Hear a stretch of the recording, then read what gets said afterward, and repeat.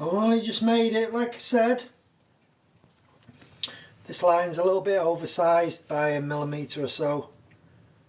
Let's get it profiled.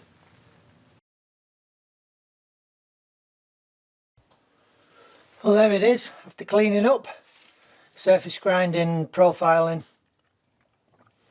I'm quite pleased that it's actually 4.1mm now as it stands.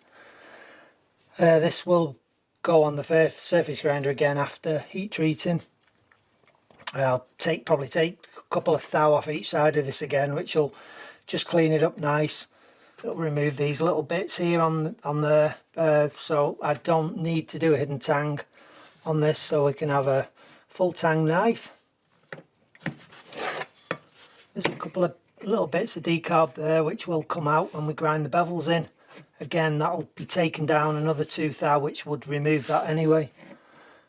So ready to do. I'm going to get some anti-scale compound on this now, then I can get it normalised and we can heat treat it. Okay guys, I'm getting ready to heat treat this knife now. I'm going to refine the grain a couple of times before I quench it. But I've got some anti-scales compound on.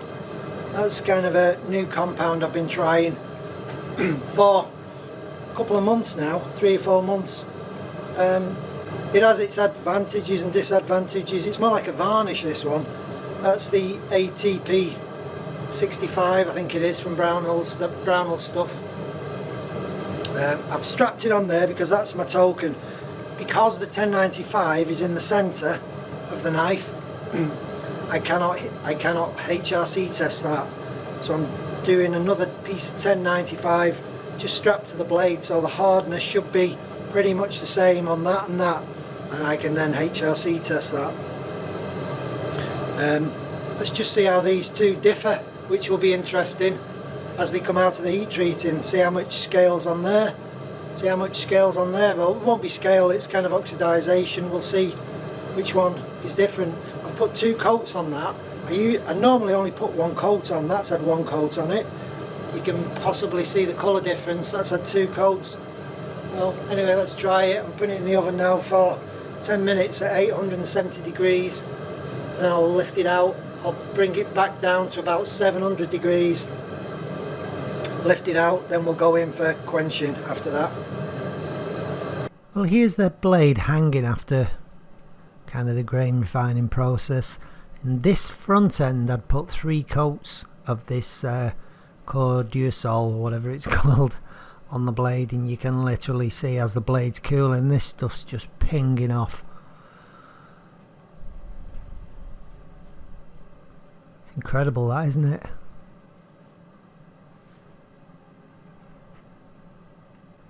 And we'll move up the blade here slowly. That's the 2 coats of it, which is also pinging off, and there's the 1 coat, which is what I normally put on, just 1 coat. I thought I'd try 2 coats and 3 coats just to see what happens. That's kind of what happens. Well, it's blown some of that 3rd coat of anti-scale that I put on the front. It just blew that off, as you saw. I don't know how good this 2nd coat is going to be. That's the 1st coat there. It still looks nice and intact. The blade has taken a warp through the grain refining. I'm going to have to get that out after heat treating whilst I temper the blade back. Anyway, I'm going in for quench now. I'll show you the quench. That is the thermocouple connected to my gas oven, and it's really good that you've got that 10th counter on the right, because that tells me which way the direction's heading. So at the moment, as you can see, it's rising slightly, so I can just tweak the gas regulator down a little bit to just reduce that, stop it climbing too high. This thing, it's been lit now. It's done the 3 normalising cycles, grain refining, and it's been going for about half an hour. When it's been going slightly longer, it does really stabilise the temperature. The problem I'm having at the moment is the gas bottle is almost empty, So I'm just having a little bit of trouble regulating the temperature. Not much, it's only a degree or so each side of where I want it, you know, but I will get this. It's in here now for 10 minutes at 795 or thereabouts, and then we'll get it in the quench, guys. We're not doing a forged in fire special where we shove it in the forge, get it screaming hot, tap a magnet against it, grow the grain significantly and throw it in some oil and get a big flame. No, we're not doing that nonsense. We're correctly heat treating this blade to get the best out of the steel. Here we are with the Parks 50 equivalent, heated, preheated. Get that blade in as fast as I can. Bit of jiggling about, let's cool it down.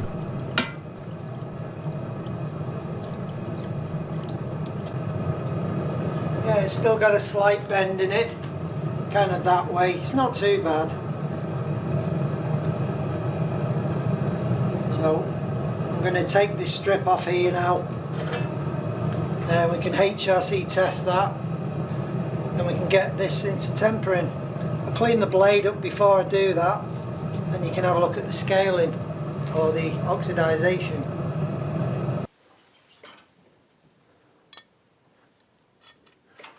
You can see the warp I've got there. You know, I think it's about 1 millimetre. It's not too bad from end to end. Yeah, I'd say 1 mil warp, which will come out in tempering. Let's clean these up and you can have a look at them. There's a little bit of 400 grit. Okay, that's where there was the one coating of the Condurasol.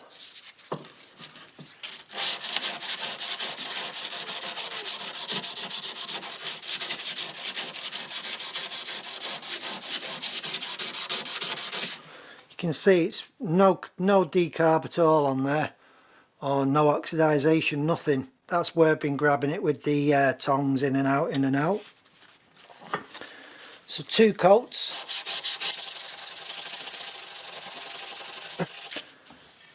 And there you go, guys, there's the difference. So there's 1 coat of the Condurasol, there's 2 coats, and we've got oxidization and decarb on it.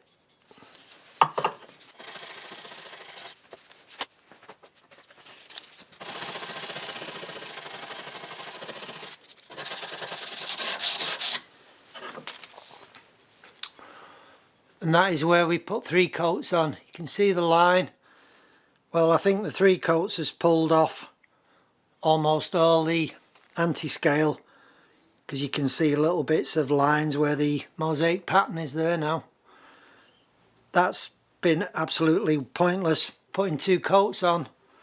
So as I've been previously doing, I've just been applying a 1 coat, and I've had a really nice clean finish like that. This is the pt3.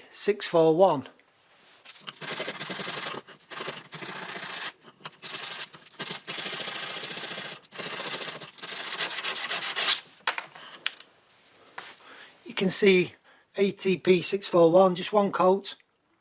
Didn't really allow it to dry too long like I normally do. I kind of force dried it with the hot air gun, but it's done a much better job than 2 coats of the Condurasol C1 100 ATP 641. So there's the comparison. I think the Condurasol I think the Condurasol works better than the ATP 641, because when you take the ATP 641 out the forge, when you're normalizing or grain refining, as that coating cools down, it starts to flake and crack off, whereas it doesn't with the Condurasol. That kind of stays put. It's a much more resistant coating. There's the other side of the ATP 641.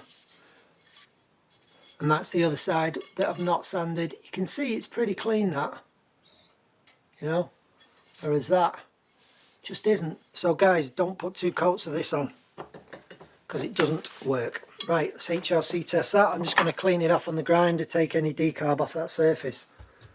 So I've just ground that just clean. You always kind of need to do this before you HRC test. You won't get an accurate reading if you don't. Make sure your anvil's got no bits of dust or grit on it. This HRC tester is regularly calibrated and it is always bang on.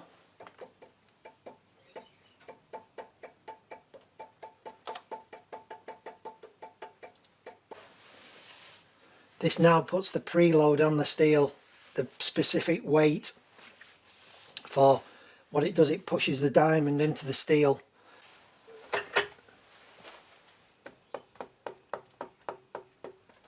And we have 61, 62, 63, 64 HRC, which is, I'm really happy with that with 1095. Right, I'll do one more test. Just do it on that side there.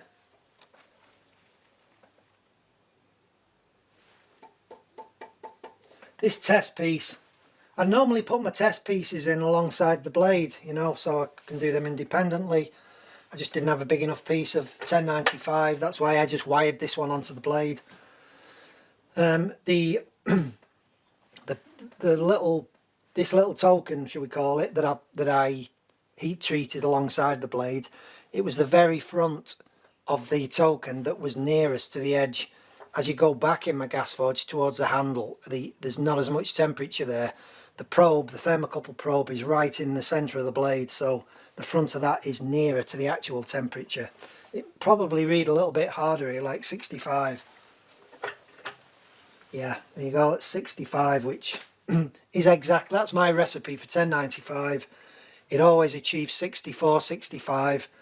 That's telling me that is 65. I know the blade is 65, so I can get this into tempering now, guys.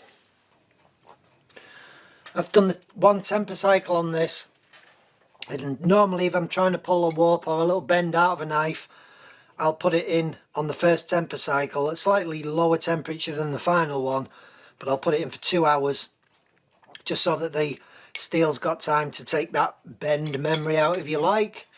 And you can see that the bend in that blade, can you see that? That's completely gone. So now that blade is dead flat, so we're good on that. After the first temper cycle, it's come out at exactly 60 HRC.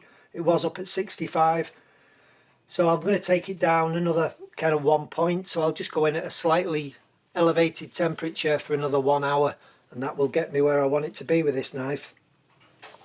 It's important to note that on these HRC testers, because I've seen some that are just not right.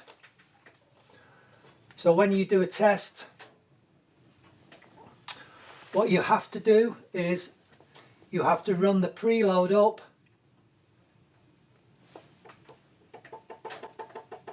until the small hand is dead in the centre of that little red dot there. The large hand has to be at 12 o'clock, which is what is marked on my machine there. And you can turn this dial if you're just each side of 12 o'clock just to get it absolutely spot on. If your 2 fingers aren't aligned like that, then your HRC test will be out. It's kind of meaningless really, because it means your machine is not calibrated. You get various HRC testing blocks with these machines when you buy them. I've got one at 62.5. I've got another one a lower down the scale at 45, which I think is used to test the B scale, but I know that they are given hardnesses. So I check this machine every single week, and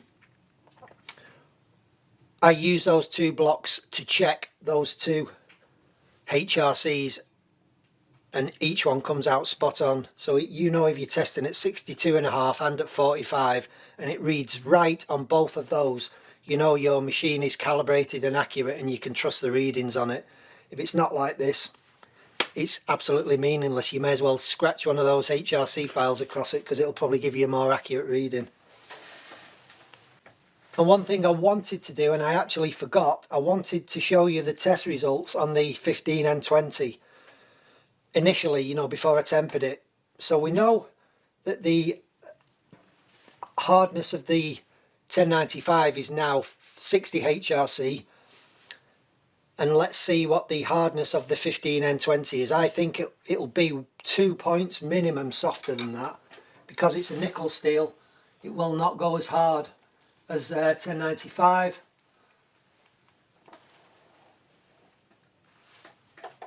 Nickel being a soft 15N20 having a lot of nickel in it, it'll be a kind of a steel with less hardness, shall we say.